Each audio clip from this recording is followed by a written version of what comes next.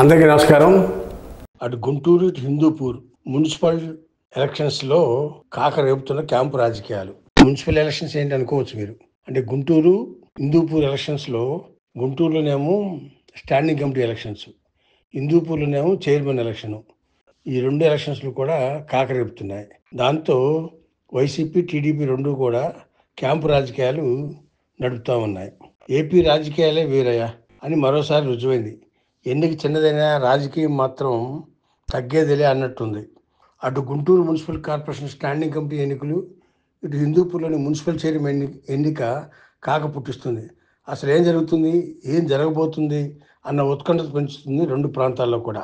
Andhra Pradesh camp politics కాక రేపుతున్నాయి. పోటాపోటీ వ్యూహాలతో అటు తెలుగుదేశం ఇటు వైఎస్ఆర్ కాంగ్రెస్ పార్టీలు రాజకీయాన్ని మరింత వేడెక్కిస్తున్నాయి. గుంటూరు స్టాండింగ్ కమిటీ ఎన్నికలు ఆసక్తి రేపుతున్నాయి. ఇప్పటికే స్టాండింగ్ కమిటీ ఎన్నికలకు నామినేషన్ ప్రక్రియ పూర్తి కాగా బరిలో 12 మంది నిలిచారు. వైసీపీ టీడీపీ నుంచి చెరో 6 పోటీలో ఉన్నారు. ఫిబ్రవరి 3న ఎన్నికలు జరగనున్నాయి. ఎన్నిక రోజు 50% ఓట్లు వచ్చిన వారు గెలిచినట్టు ప్రకటిస్తారు. అదంతా ఓకే. కానీ ఇప్పుడు ఎన్నికను రెండు పార్టీలు ప్రతిష్టాత్మకంగా తీసుకోవడమే రాజకీయ రచ్చకు కారణం అవుతుంది. ఎన్నికల నాటి కార్పొరేట్లు చేజారకుండా ఉండేలా అటు వైసీపీ టీడీపీ క్యాంపు రాజకీయాలు చేస్తుండడం కాకరేపుతున్నాయి. 2021లో గుంటూరు కార్పొరేషన్ ఎన్నికలు జరగగా 57 డివిజన్లు 47 వైసీపీనే గెలిచింది. టీడీపీ 8, జనసేన 2 చోట్ల గెలిచాయి. అసెంబ్లీ ఎన్నికల తర్వాత 14 మంది కార్పొరేట్లు ఎన్డీఏ కూటమి పార్టీల్లో చేరిపోయారు. దీంతో కూటమి బలం 24కు పెరిగింది. ప్రస్తుతం వైసీపీ శిబిరంలో ఉన్న 30 మందిలో మరికొందరు చేజారిపోతారనే అనుమానంతో క్యాంపు రాజకీయాలకు తెరలేపింది వైసీపీ.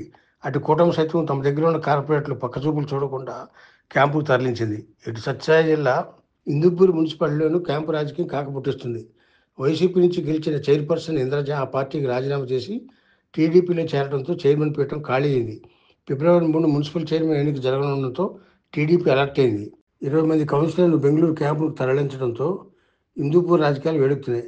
గత మున్సిపల్ ఎన్నికల్లో హిందూపూర్ మున్సిపాలిటీలోని 38 వార్డుల్లో వైసీపీ 30 గెలుచుకోగా టీడీపీ 6 స్థానాలు, బీజేపీ 1, ఎంఐఎం 1 గెలుచుకున్నాయి. అయితే కూటమి అధికారంలోకి వచ్చినాక 14 మంది వైసీపీ కౌన్సిలర్లు హిందూపూర్ ఎమ్మెల్యే నందమూరి బాలకృష్ణ సమక్షంలో టీడీపీలో చేరారు. ఫిబ్రవరి 3వ జరగనున్న మున్సిపల్ చైర్మన్ ఎన్నికకు డైరెక్ట్గా బెంగళూరు నుంచి కౌన్సిలర్లంతా కూడా హిందూపూర్ మున్సిపల్ సమావేశ మందిరానికి రానున్నట్టు తెలుస్తుంది.